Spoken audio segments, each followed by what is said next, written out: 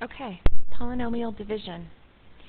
So let's just talk a little bit about what we call parts of a division problem, because some of us still have a little bit of trouble with that. I think most of you can get that this is your quotient, right? Your quotient is like your answer in a division problem. 6, the number 6 out here, is called your divisor. It's what you are dividing by. Okay?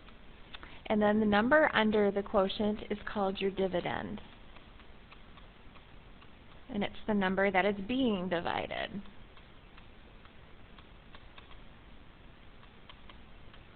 Okay? We use those same names even if we're dealing with polynomials. We still call them the dividend, the divisor, and the quotient.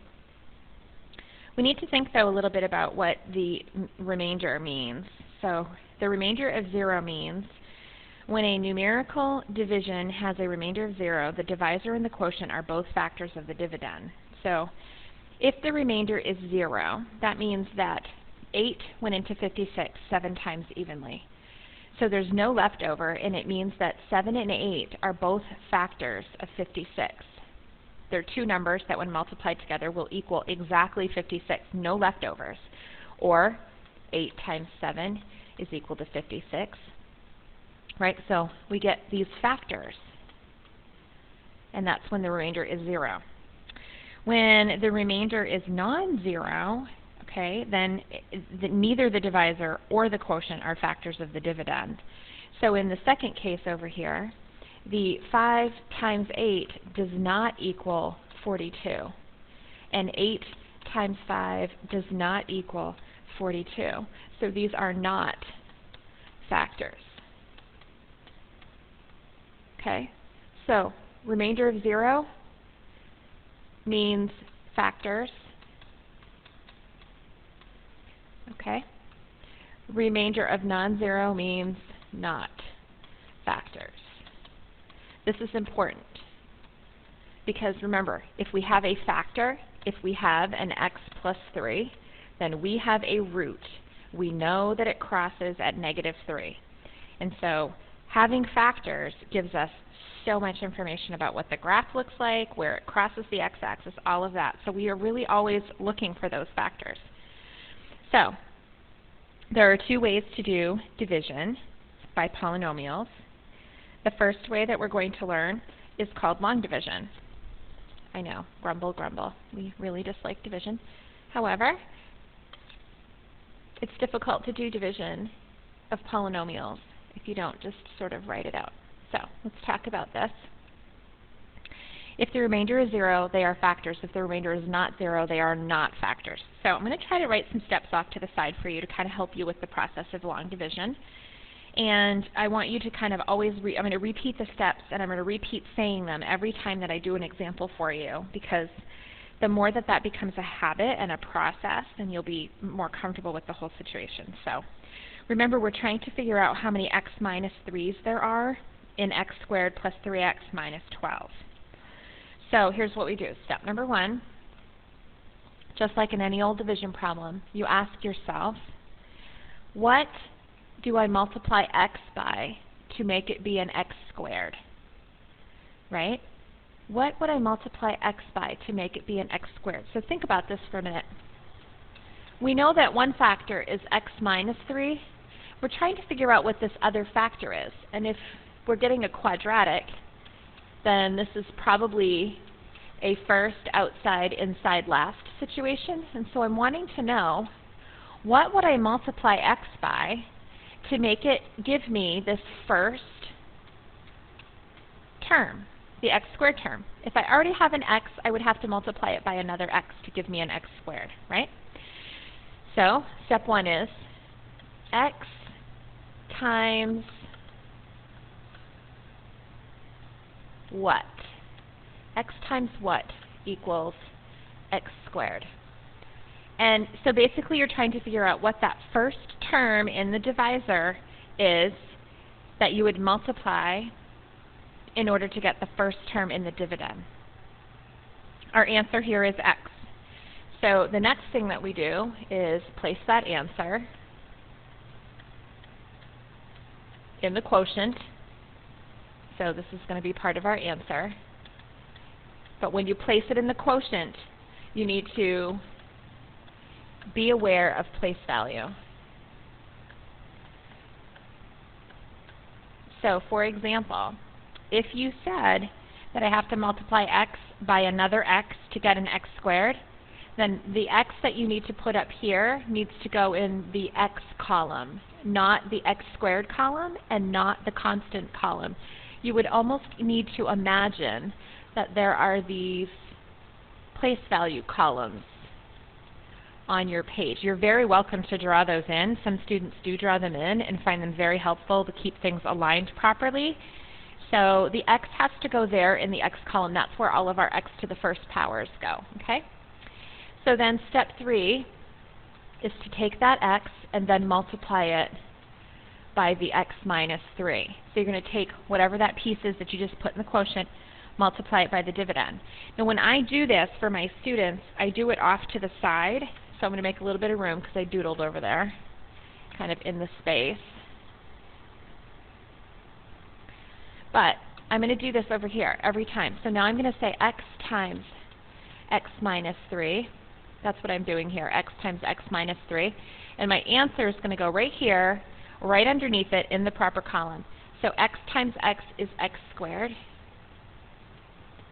And x times negative 3 is negative 3x. And then with any other division problem, the next step is subtract. Okay. I'm writing this in giant letters because this is where mistakes happen. Okay, so now I have to do subtraction. I'm putting that subtraction in parentheses so that you don't confuse it with any other negative symbol in front of the x squared if it were to have one. Okay, so now it says x squared minus x squared, so I know these are going to cancel. And then this says 3x minus negative 3x. Again, I like to write these off to the side. 3x minus negative 3x. Why do you suppose I wrote it off to the side like that? So that you could notice it's subtract a negative, okay? Which means you have to be very, very careful. So this actually says 3x plus 3x, which is 6x. Okay, so 3x minus negative 3x is 6x. Drop the negative 12 and keep right on going. We start all over again. X, this one, times what gives me 6x? So I need to multiply by a 6. And then I'm going to say 6 times the x minus 3, and I'm going to put my answer right in there. So once I determine what I need to multiply that x by to make it equal that first term so they'll cancel, I put it up top and then I multiply it out. So 6 times x gives me 6x. 6 times negative 3 gives me negative 18. And I am subtracting. 6x subtract 6x cancels. Negative 12 subtract negative 18. Again, I love to write those off to the side so I do not make sign errors. This is a plus 18. So 18 minus 12 is going to give me 6. And so I have remainder 6. So, do I have factors or do I not have factors? So these are not factors because my remainder is not 0. However, you can still check your answer to see if you did do the division correctly. So what you would do is you would multiply out your x minus 3 times your x plus 6. And unfortunately, those two factors are not going to give you x squared plus 3x minus 12 because you have that remainder that you need to add on, that remainder of 6. And then it should equal x squared plus 3x minus 12. So let's see if it actually works. X squared plus 6x minus 3x minus 18 plus 6. 6 minus 3 is 3. So x squared plus 3x, negative 18 plus 6 is negative 12. And so they do work, so the division is correct, but we do not have factors. Okay, so note to self, division is okay, but not factors. Okay, that's important to know. They're not factors. All right, so flip the page. There's 2 more examples on the next page for you to try using the same process. So let's go ahead and scroll the page up and look at those next 2 examples. Okay, so let's ask ourselves, x times what gives me x squared, and the answer is x, so it has to go here in this column.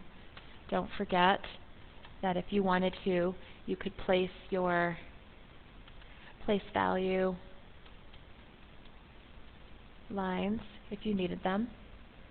And then, so now I have to take my x and I have to multiply it times x minus 5, and then I'm going to put my answer in here. So x times x is x squared, and x times negative 5 is negative 5x. Subtract. X squared minus x squared cancels. Lovely. And then I have 2x minus negative 5x. So 2x plus 5x is 7x. That is the most common place that mistakes are made. Students will almost always tell me the answer there is negative 3x because they've done 2x minus 5x, and it's 2x minus negative 5x.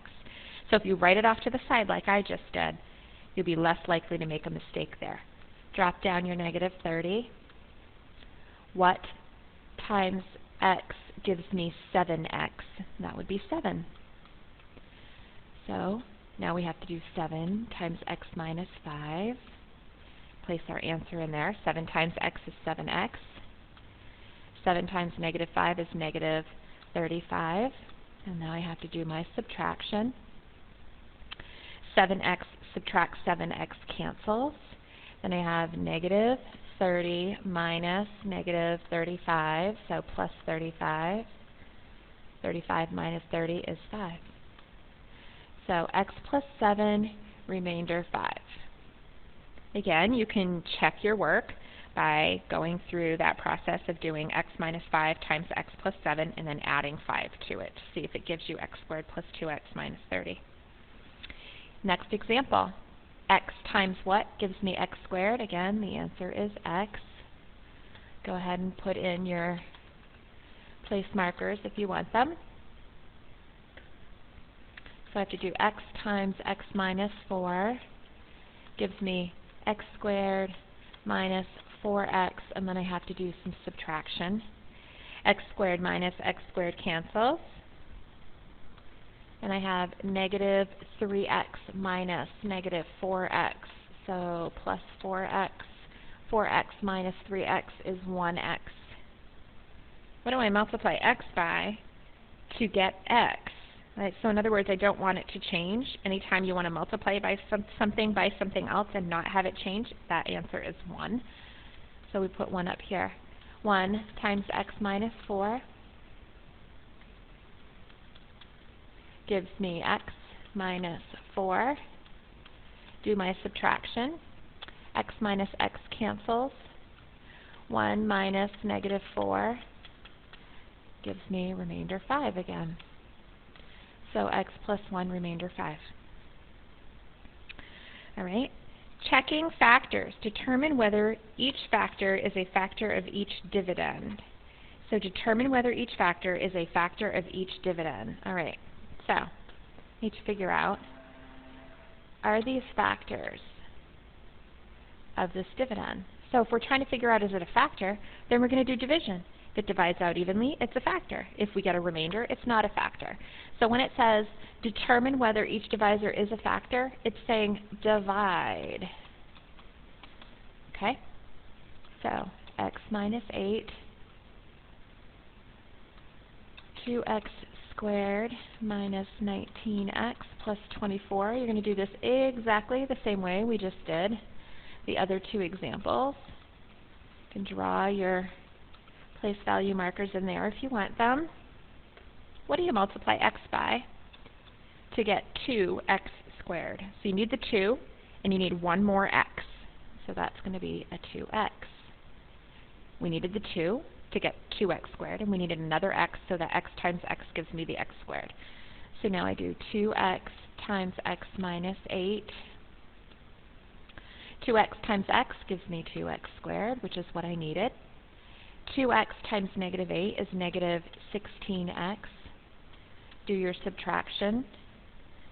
2x squared minus 2x squared. Then over here I'm going to have negative 19x minus negative 16x, so plus 16x.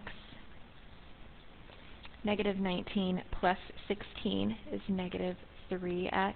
Drop your 24. Start over. What times x gives you negative 3x? You already have the x, so you just need the negative 3.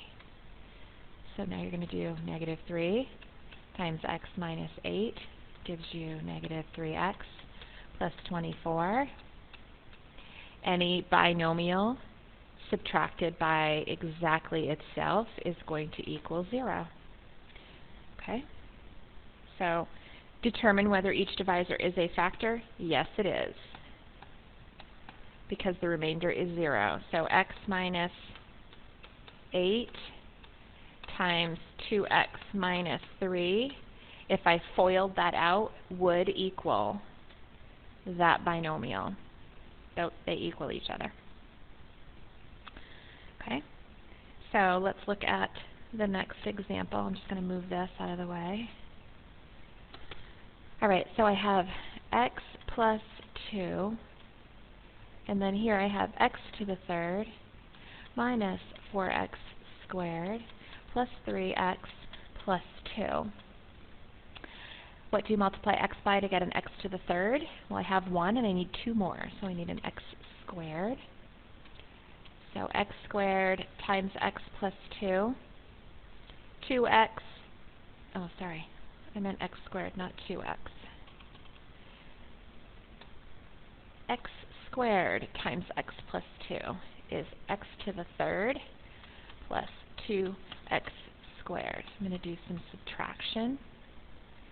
X to the third minus x to the third cancels. Here I have negative 4x squared minus 2x squared gives me negative 6x squared. Drop down the 3x. What do you multiply x by to get negative 6x squared? So I need the negative 6, and I have 1x, but I need 2, which means I need 1 more x. So negative 6x times x plus 2 gives me negative 6x squared minus 12x. Do my subtraction. Negative 6 minus a negative 6 means negative 6 plus 6, so those cancel. And then I have 3x minus negative 12x, or plus 12x. So that gives me a 15x. Drop the 2. What do you multiply x by to get 15x? That would be 15. So 15 times x plus 2 gives me 15x plus 30. Do my subtraction. 15 subtract 15 cancels. 2 subtract 30 gives me negative 28. So remainder negative 28, and the answer is no. They are not factors. So that is long division and deciding whether or not you have factors.